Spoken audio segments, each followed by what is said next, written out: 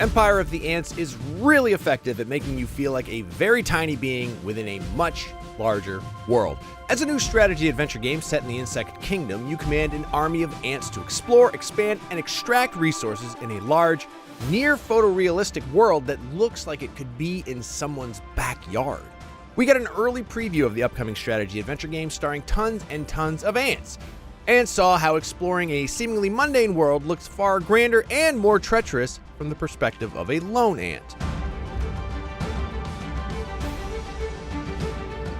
Empire of the Ants is based on the novels by Bernard Werber and puts you in the role of an ordinary ant who must navigate the insect hierarchy of an ant colony nestled in the woods, all while trying to understand what's going on in the world above the ground level of insect kind.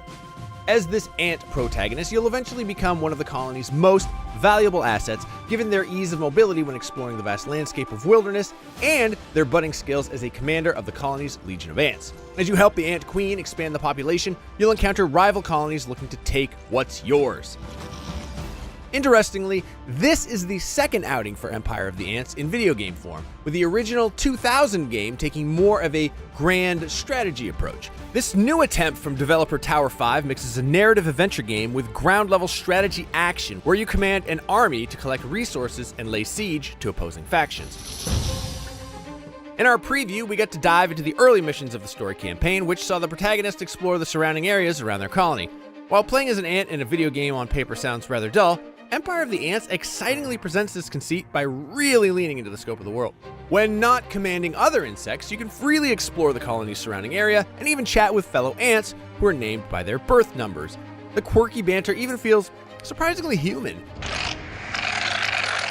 Playing the ant, you're given a wide berth in exploration, which is helped by a control scheme that allows the ant to do nearly anything in the game. From the ant's perspective, the woodland area looks almost alien, with the massive trees and plant life towering over everything, and abandoned junk items like a beaten-up soccer ball appearing like otherworldly artifacts. This focus on the ant perspective is really engaging and gives it something of a Watership Down-like surrealist perspective from the insect world. But it also makes for an intriguing backdrop for the strategy element when that comes into play. When the need arises, you'll be able to lead your own legion of ants too. Similar to a console-style RTS, the strategy segments in Empire of the Ants puts you at ground level. You remain with the ants as you lead them to different areas to procure resources and take out rivals. With different unit types such as warriors, gunners, and worker ants, you'll need to balance your unit and positioning to face these challenges effectively. At one point, we were able to move some gunner units from a ranged position and then let the close-ranged warrior units get headfirst into the action. It was interesting seeing the different swarms of ants converge. Seeing the detail in motion gives it something that has echoes of a National Geographic documentary, but with some quirky video game gimmicks thrown in. Empire of the Ants impressed us with its focus on exploring a strange, small world and the ant community that resides in it. It also gave us the experience of commanding an army of ants to attack opposing forces, which was a lot of fun to see in action.